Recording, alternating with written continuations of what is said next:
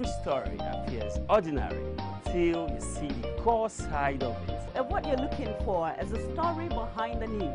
We bring it to you from Lagos, the commercial capital of Nigeria. Giving you all sides and political stories round the clock. Every detail from the start line to the final whistle. CoreTV News, expanding your view.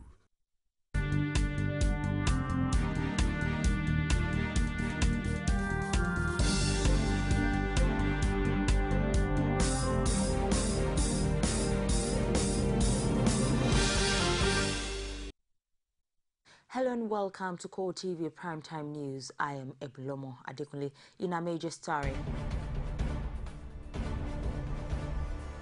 Gunmen kidnap Dama lawmaker as kidnapping spreads.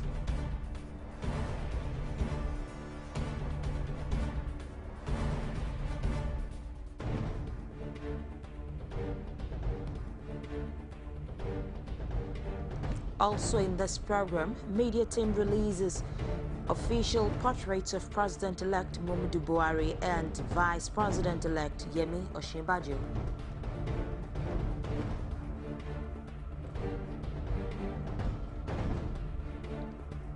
Tinubu Aragbeshola assured Nigerians of good leadership once President-elect Muhammadu Buhari takes over.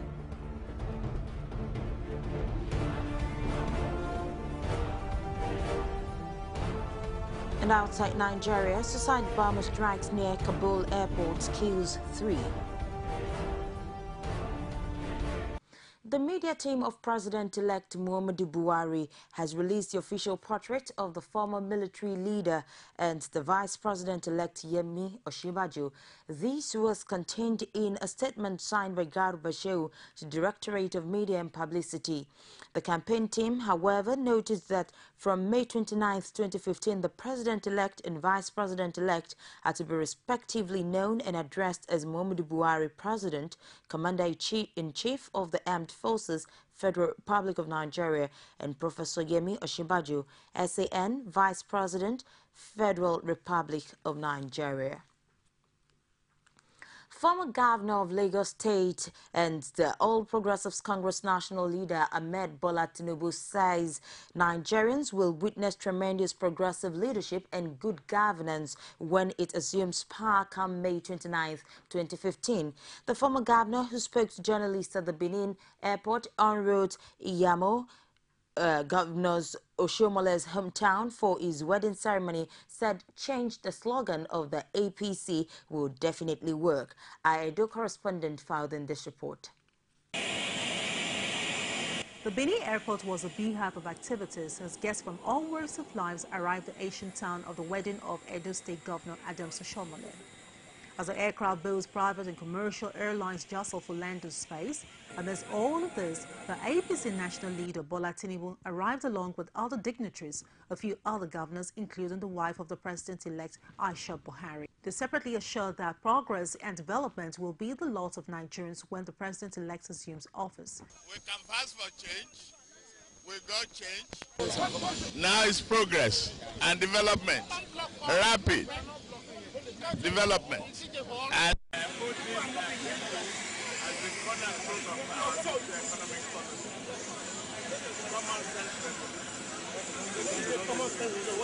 Osun State's Governor Rafael Gbeshola says the APC will provide quality leadership for the nation. He also has this to say on the jostle for leadership position in the National Assembly. Will influence to some extent, and I'm waiting and watching how ultimately the National Assembly will distribute or will elect who will lead, who will be the principal officers. You seem not to even understand the process. National Assembly on inauguration will elect all the principal officers. So look forward to it on the day that the National Assembly will be inaugurated by the President. While the promises by the leadership of the All Progressive Congress continues, Nigerians wait patiently for the incoming administration to deliver on much promised change. The All Progressives Congress APC has appealed to the media to clarify with the authentic officials of the party and the Buhari campaign organization any issue having to do with the actions of the president-elect in order to avoid presenting falsehood as facts. In a statement issued in Abuja on Sunday by its National Publicity Secretary Alhaji Lai Mohammed, the party says the appeal becomes necessary following recent media reports on the actions which the president-elect will reportedly embark upon once he is sworn into office. APC said the ongoing transition is a delicate period that fifth columnists could capitalize on to cause disaffection or overheat the polity, hence the need for all stakeholders to be extra cautious and to put the national interest above all other interests. Meanwhile, the party is described as a mere fiction, the ministerial lists currently being circulated, especially on the social media. The All Progressives Congress in Ekiti State has accused Governor Ayodele Fayose of implementing policies that threaten the development of the Ekiti people. In a statement on Sunday, the Publicity Secretary of the APC, Taiwo Olatubosun, said instead of promoting policies that would take Ekiti people out of poverty, the governor was busy removing the attention of the people from self-sustaining schemes by distributing 1 kilogram of rice for one-day feeding need of a family. He argued that timely payment of salaries could help workers do extra work at their spare time to increase their family earnings. The governor had promised to pay workers after the verification exercise, which is said was aimed at blocking out 500 million naira loss to ghost workers monthly through the e-payment system. And in reaction, Fayose has said the APC lacked moral rights to criticize its government policies, having run the state aground in its 4 years of Kayode Fayemi's administration. Fayose, according to a statement by Special Assistant on Public Communications and New Media, Larry Olayinka, said it is preferable to give the people what to eat than spending billions of borrowed fund to build hilltop government house meant for just one family, as done by the APC government. One of Nigeria's national newspapers, The Vanguard, has retracted a story it published with the headline, "Controversy Trails Aregbesol's Son's Alleged Arrest." The paper has quoted a source as confirming the arrest of the son of Governor Rauf Aregbesola of Osun State for money laundering. But its editor later noted in an apology a day later that they have since discovered that the report was false in its entirety. Vanguard editors say they have since found out that no son of Governor Aregbesola was arrested as reported. The clash that broke out between the officers of the National Drug Law Enforcement Agencies, cannabis dealers and smokers in Ilorin has left many with gory tales, while the milieu lasted. Loss of lives and property was recorded. But in succor of the affected victims, the senator representing Kwara Central, Bukola Saraki, has ordered the instant renovation of affected buildings and provision of basic necessities for the affected victims. Our correspondent Rashid has more from Ilorin.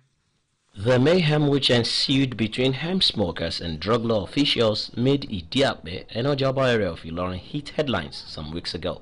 With its attendant effect on the people whose property were destroyed, there is practically no one to be held responsible for the damages. But the story of these people changed with the visit of Senator representing Kwara Central, Bukola Saraki, where he ordered immediate renovation of the affected buildings alongside generous donations for the people. Saraki praised efforts of the state government in quelling the crisis, but calls for a special law against illicit drugs and its dealers in whatever guise. And the state government looks as if they are taking all action to ensure that this is maintained, that it's not just a temporary phase, that is permanently restored to this calmness in the town.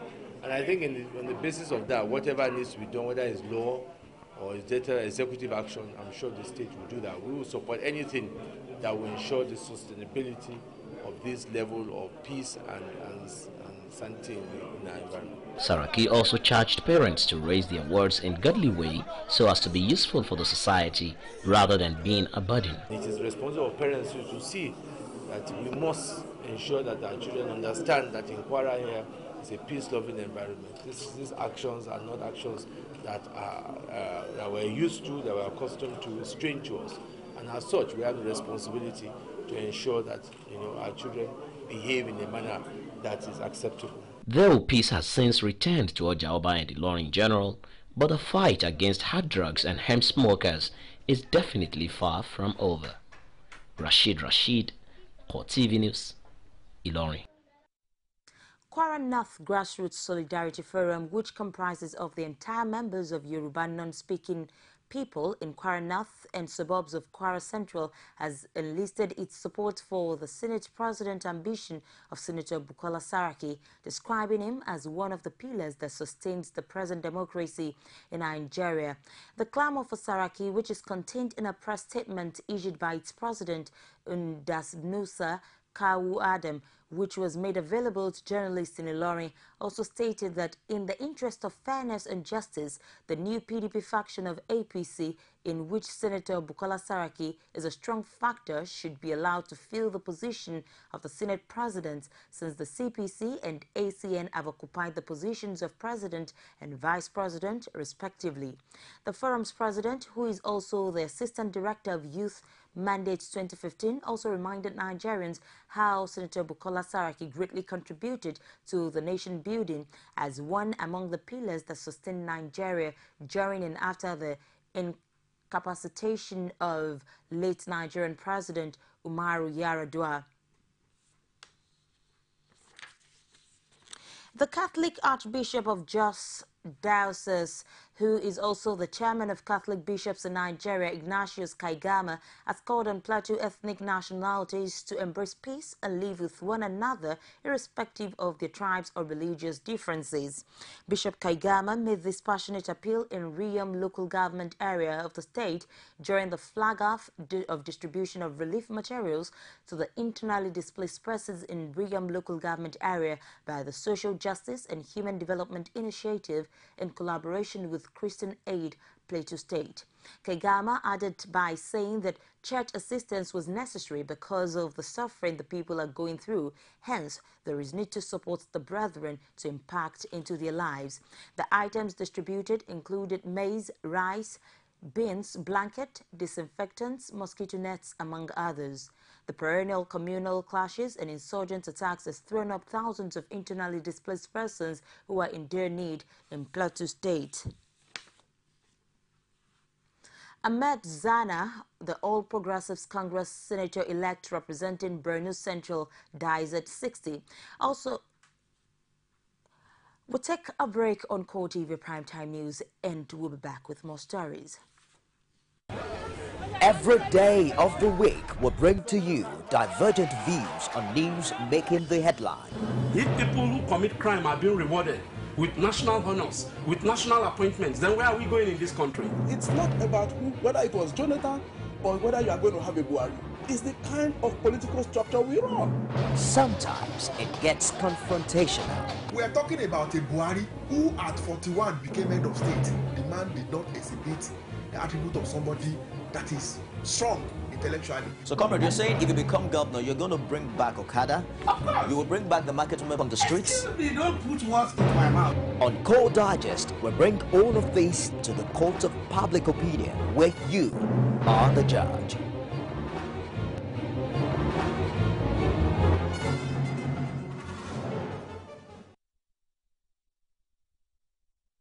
Many thanks for being there with us. If you're just joining us, it's the CoreTV Primetime News, and here are our major stories. Gunmen kidnap Adama lawmakers, kidnapping spreads.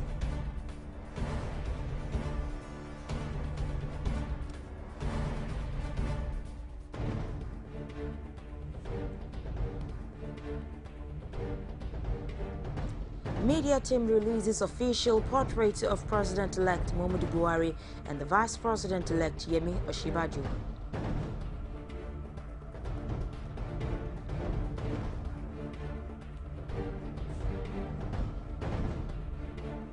Tinubu Aregbesola assured Nigerians of good leadership once President-elect Muhammadu Buhari takes over. And for more on CoreTV News and other information, you can visit our social media platforms. On Facebook, facebook.com/CoreTV News. Our Twitter handle at CoreTV News NG. And on YouTube, youtube.com/CoreTV, the news. President Goodluck Jonathan and his wife Dame Patience Jonathan on Sunday performed their last church service as first family at the Villa Chapel with a call for forgiveness for any wrong done in the last 8 years. The president, who spoke at the church service on Sunday in Abuja, noted that no system was perfect, saying every human system must have an element of imperfection. He assured that he would continue to do more meaningful things for the general progress of the country even after leaving office.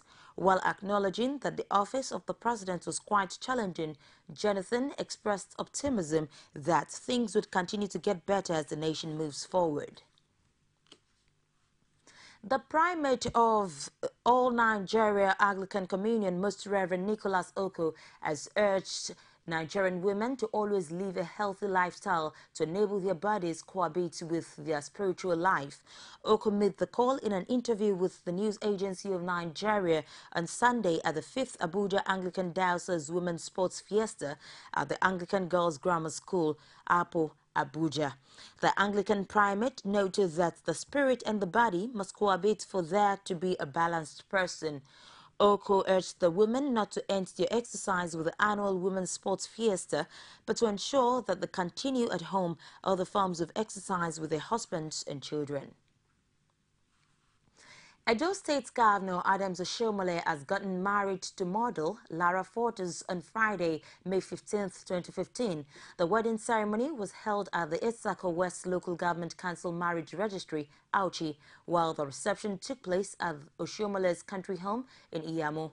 Oshiomhole lost his first wife, Clara, in December 2010 after a long fight with cancer. She was 54 years old.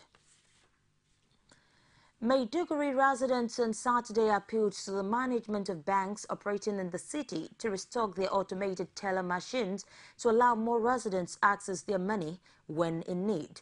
The residents' appeal followed a 24-hour curfew imposed on the state capital by the 7th Division of the Nigerian Army after Wednesday's failed Boko Haram attack. They said most of the bank's ATMs in the town were not dispensing cash to customers, a situation which they said exposed many to untold hardships. They then urged banks in the state to restock their ATMs to reduce the people's hardship. Meanwhile, the 7th Division of the Nigerian Army had on Saturday relaxed the curfew imposed on the state capital. A statement issued by the spokesman of the Army, Colonel Chukuru Gusau, stated that the curfew was now from 5 p.m. to 8 a.m. until further notice. A female suicide bomber has detonated a bomb at a central motor park in Damaturu, Yobe State capital, killing 6 and injuring 27 others. The attack was at the popular Bayan Tasha Market and Motor Park in Damaturu. According to an eyewitness account, security men at the entry and exit of the park were conducting search on both commuters and traders when a girl of about 10 years old refused to be searched and immediately detonated the bomb concealed under her hijab, killing herself, the security agents, and 3 other persons, while many others were injured. Security agents also discovered 3 IED cylinders that were later removed by the anti-bomb squad of the Nigerian police before the venue of the incidents was cordoned off. As at the time of filing this report, medical and security personnel were busy evacuating victims to the hospital. The Nigerian Security and Civil Defense Corps has auctioned off a truck seized from oil bunkers for 3.9 million naira.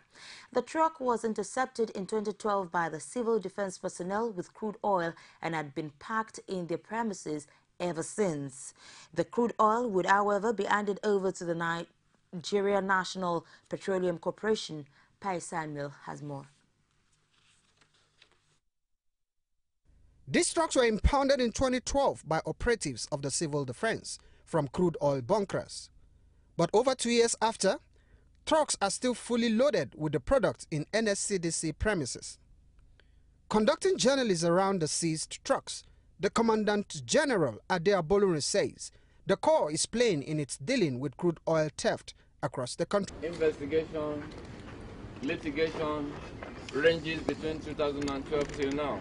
and you can still see this vehicle intact, without any of the parts removed, without anything removed from the vehicle.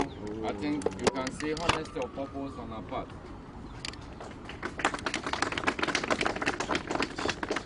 Not the one that you will say they arrested, they have investigated, and when you got there, you just met parts that you saw on ground. So you can see, let's do it once more.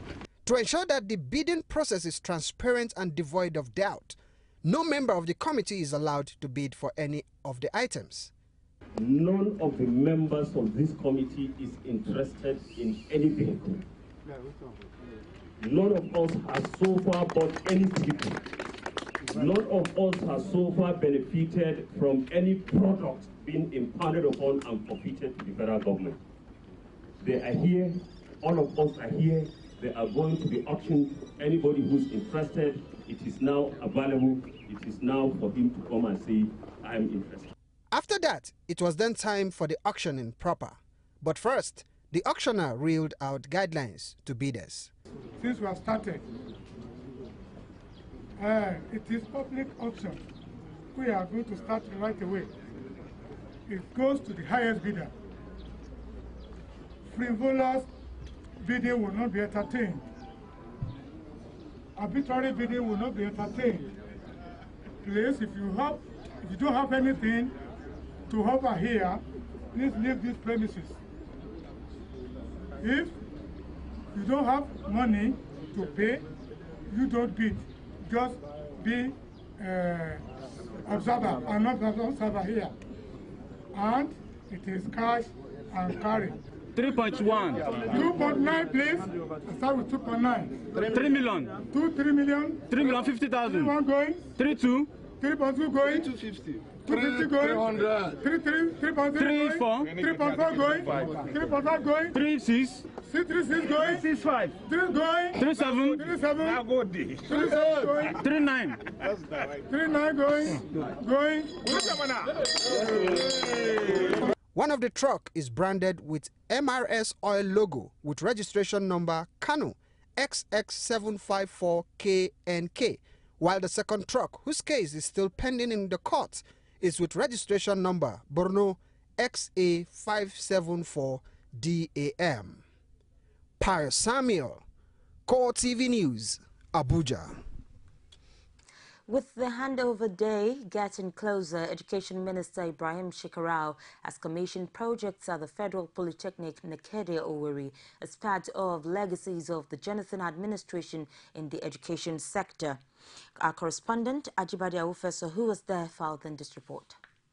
Speaking at the commissioning, Education Minister Ibrahim Shekarau says the project will improve the quality of education at the institution, as most of them are geared towards providing conducive environment for learning. This is in line with the vision of the government of Goodluck Ebele Jonathan to encourage management to initiate and execute projects through internally generated funding. We pray God to bless this project. May He grant us many more years of similar services. Thank you. Some of the commissioned projects were buildings for the staff to serve a variety of purposes, as well as classrooms, departmental offices, and road network to some parts of the institution.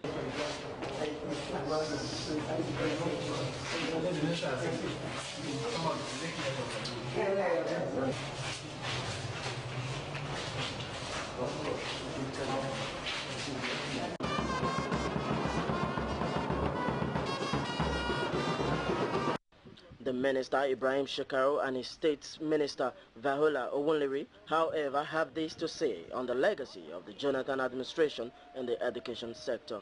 I am impressed, and this has convinced me the more that the future of Nigeria is great. Nigeria has a lot of potential from what we have seen today.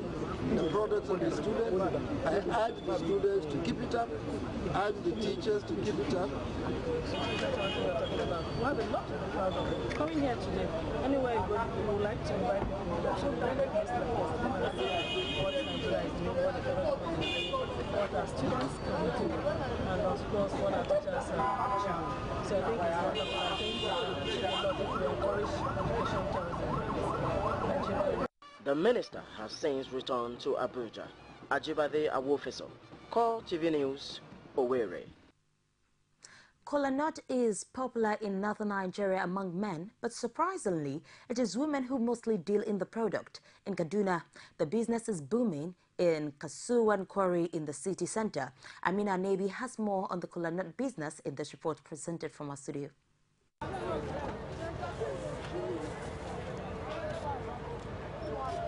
Kola nut is a fruit of the kola tree, which is commonplace in the tropical rainforest across Africa. The caffeine-containing fruit of this tree is used as a flavoring ingredient in beverages and is the origin of the term kola. But in Kaduna, it is a means of livelihood for several women. Margaret John explains how the business has sustained her as a mother. People like kola to buy, so you see people come 20, 30. Kola is easily to get money, and maybe if you buy like 1,000, if you sell like 1,700, that's why we say let us go. Me personally, I like kola. A widow and a mother of 6 who's better known as Mama Patience, for her part, would have preferred to do something else. But with nothing else to do, she has to stick to a trade she has used to train all her children. But we reach here to 6. Before 6 people, they come plenty.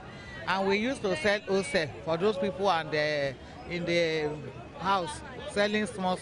They used to come and count in our hand. There are also a few men involved in the kola nut trade in this market. Masu sai suna sai gaskiya tsakanin da Allah. Ana sayan goro sosai nan kuma ana ci ne bil haki.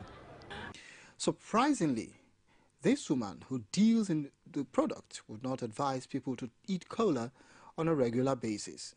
Hey, kola nut, I even have it in my village, but I don't used to eat it too. But it's just that I eat it, I don't even, kola nut used to pay chest, so I didn't welcome kola nut in my own heart like that too.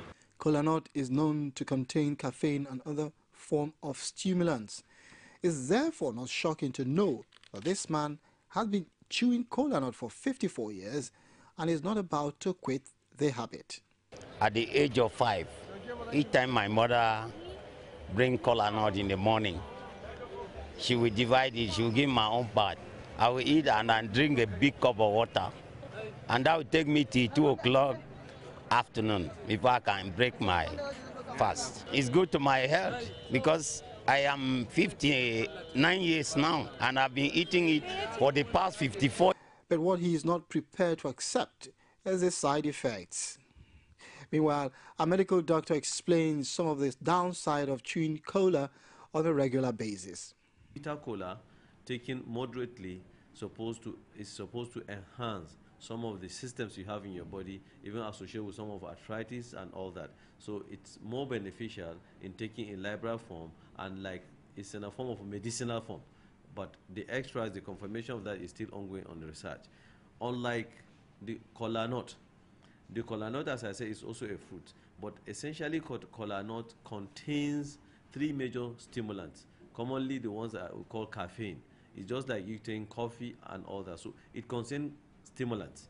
In spite of these health implications, the age-long tradition of chewing kola nut and the trade in northern Nigeria is not about to end soon. They say he who brings kola nut brings life, so we've brought life now. We'll take another break and return with business, sports and other stories outside Nigeria. Stay with us. You know, Angela, that's a very difficult question. It is difficult to respond to that question. Angela, that's a great question. Great question, Angela. Angela, that is a very great question. That's a great question, Angela. Okay, that's a great question. Yeah, very good question. That's a good question. That's a good question. That's an interesting question. This is an interesting question you pose. 60 Minutes with Angela. Again, answers to every question you always wanted to ask.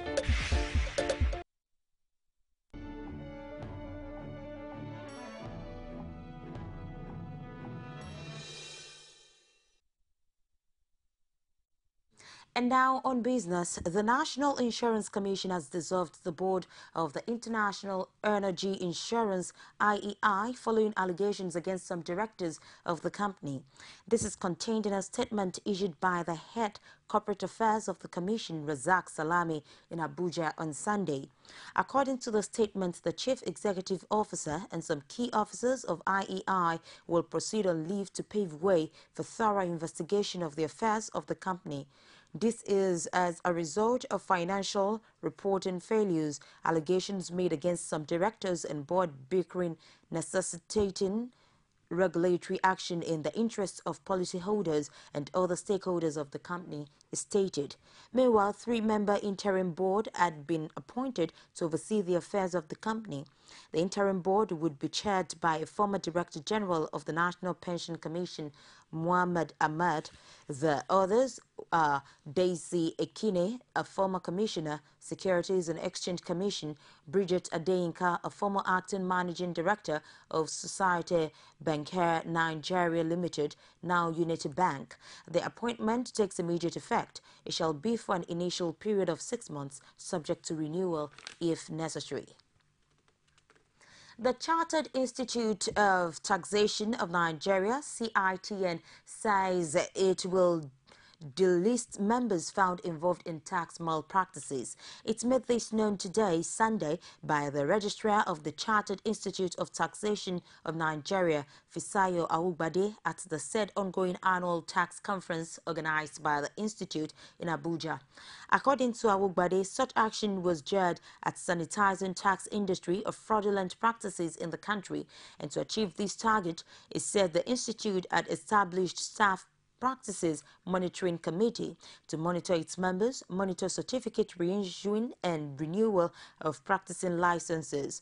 Also, the Institute has set up disciplinary committee and tax tribunal to ensure the handling of erring members charged with any malpractice. Since taxation is the next revenue generation hope for the government, all linkages must be stopped, and the Institute is poised to ensure this, he said.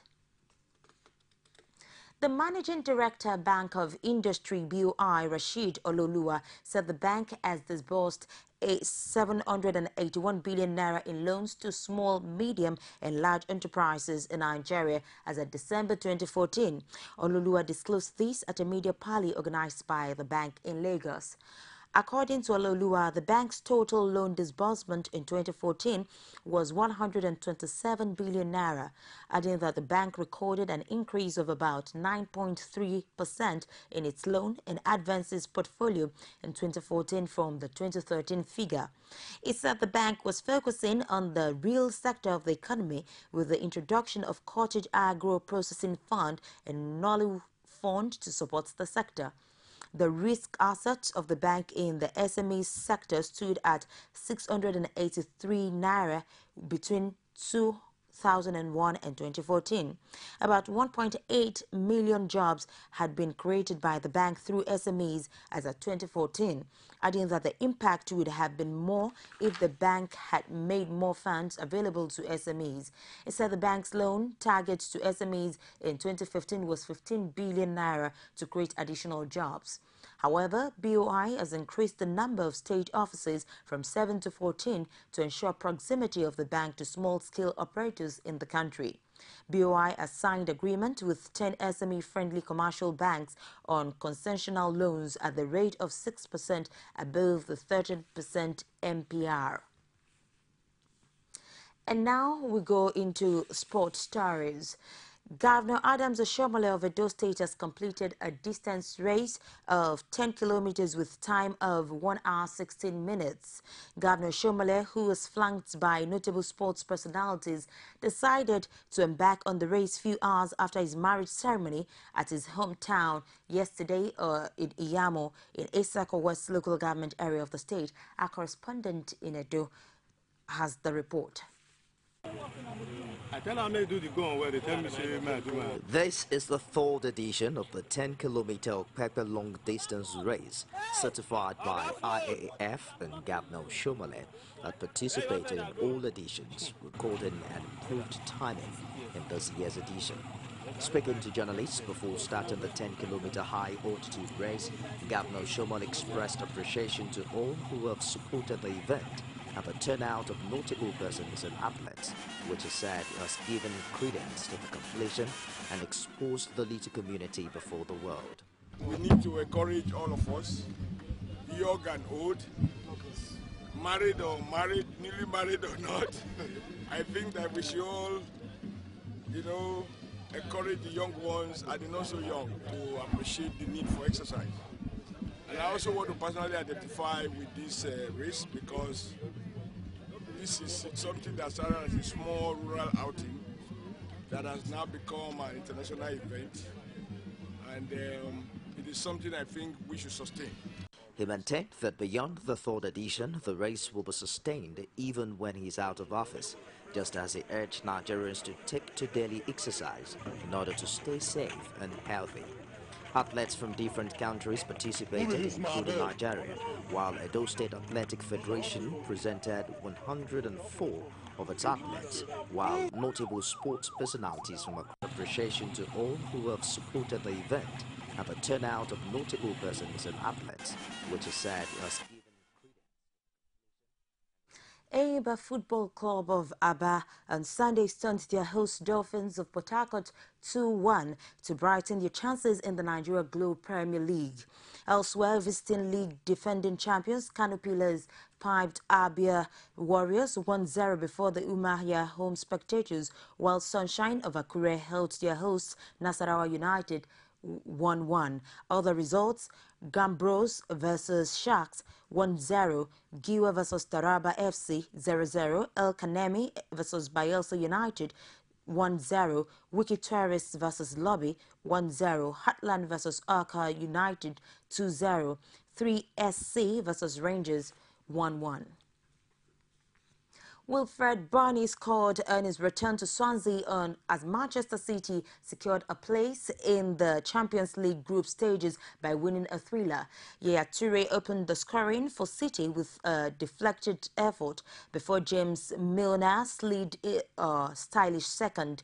Gylfi Sigurdsson pulled one back just before half-time with a lovely strike, and then Bafétimbi Gomis equalized. But Toure squeezed a second under Lukasz Fabianski before substitute Boni rolled in a fourth via the post. The result ensured a top-3 Premier League finish for Manchester City, but puts Europa League qualification beyond 8th-placed Swansea. Gary Monk's side seemed content to soak up pressure and try to hit the visitors on the break in the first half, but still created chances.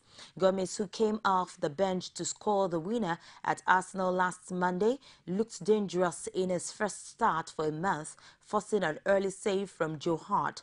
Nathan Dyer was unlucky not to open the scoring after dispossessing Elakium Mangala as Hart flung himself across goal to turn the shot behind for a corner.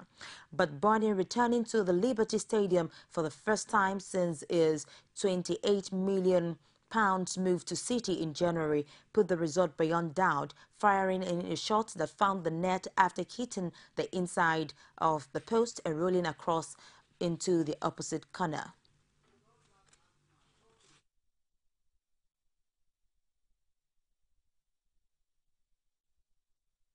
World number 1 Novak Djokovic continued his domination of men's tennis with a 6-4, 6-3 win over Roger Federer to win the Italian Open final. The pair went toe-to-toe in the opening set, but Serbia's Djokovic broke in the 10th game to seal it. Full of confidence, it broke Federer early in the second set, and the Swiss player never recovered from that. Djokovic soon set up 2 match points and sealed his 4th Rome title when a Federer forehand went wide. It makes it 22 consecutive wins for the Serb, and it will go into the French Open, which starts next Monday, in confident mood. He traded blows with Federer from the opening stages and at 5-4 ahead, converted his first break of the set with a return winner that clipped the edge of the tram line. Djokovic's precision, power and pace made him look unstoppable, and he looked particularly dangerous from the baseline as he claimed his 19th win in 39 matches against the 33-year-old. Russian third seed Maria Sharapova came from a set down to beat Spain's Carla Suarez Navarro 4-6. 7-5-6-1 and win a third Italian Open title. Suarez Navarro, the world number 10, battled hard in the first two sets but ran out of energy in the decider. Her best chance came at 5-5 in the second set, but Sharapova finished the set with 8 straight points. The Russian capitalized on her opponent's weakness in the third set as she swept to a 35th career crown. Suarez Navarro, who was bidding for the second title of her career, made a strong start and broke Sharapova midway through the first set as the Russian tried to force matters. The Spaniard continued to cause problems in the second set, but once Sharapova found her way into the match, she looked strong despite committing plenty of unforced errors. Sharapova will be second seed for the French Open, which starts on 21st of May, broke Suarez Navarro in the 8th game of the second set for a 5-3 lead, and after going on to hand her opponent 3 break points in the next game, she eventually recovered to level the match. We'll take another break now and we'll return with other stories from outside Nigeria. You can now watch CoreTV News live from anywhere in the world on our website www.coretvnews.com. Click on Live TV on our website and watch us live. And welcome to CoreTV Primetime News. To follow us on Twitter, click on Twitter icon on our website. On Facebook, click on the Facebook and YouTube to see all our previous news production. You can also watch us live on YouTube. Click CoreTV, leave a space, then News. CoreTV News, our 24-hour news station. Thank you for being there. A suicide bomb attack near the entrance of the international airport in the Afghan capital, Kabul, has killed 3 people, including a British citizen. The attack took place close to the area used by military vehicles and targeted a European police training mission vehicle. 2 Afghan teenage girls, described as bystanders, also died in the blast, while at least 18 people were injured. The Taliban said it carried out the attack in a statement emailed to the media. The attack is the second major incident in Kabul within a week. A Taliban gun attack on a hotel in the city on Thursday killed 14 people, most of them foreigners. At least 8 women and 3 children were among the wounded in the attack, Kabul police said, in addition to the 3 members of the European mission known as UPOL. A spokeswoman for the UK's Foreign and Commonwealth Office confirmed the death of a British citizen, while also adding the readiness of the office to provide all necessary assistance to the family of the victim. Burundi's President Pierre Nkurunziza says his country faces a specific threat from the Somali Islamist movement Al-Shabaab. He was appearing in public in the capital, Bujumbura, for the first time since a failed coup bid against him was launched on Wednesday. Nkurunziza made no mention of the coup attempt, which came after weeks of sometimes violent protests against him. On Saturday, 18 people appeared in court on charges of helping the coup bid. The alleged ringleader, Godfred Niyombari, is still on the run.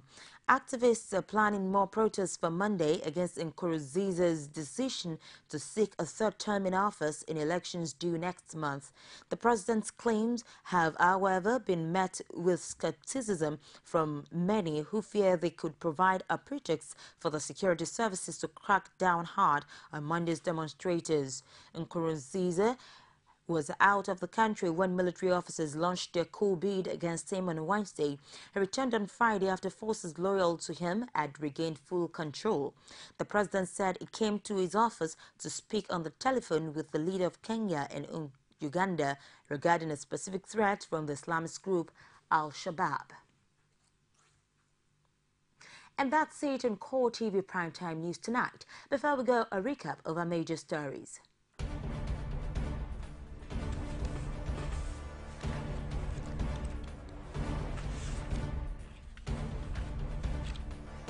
Gunmen kidnapped Adamawa lawmaker as kidnapping spread.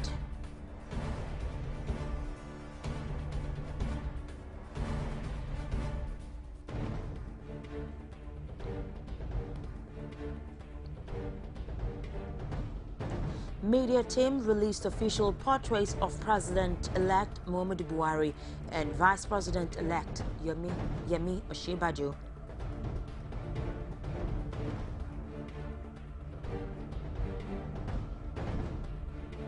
Finally, Tinubu and Arabashola assured Nigerians of good leadership once President-elect Muhammadu Buhari takes over. And with that, we call it a wrap tonight. On behalf of the entire news crew, I am Ebolomo Adekunle, wishing you a pleasant night rest.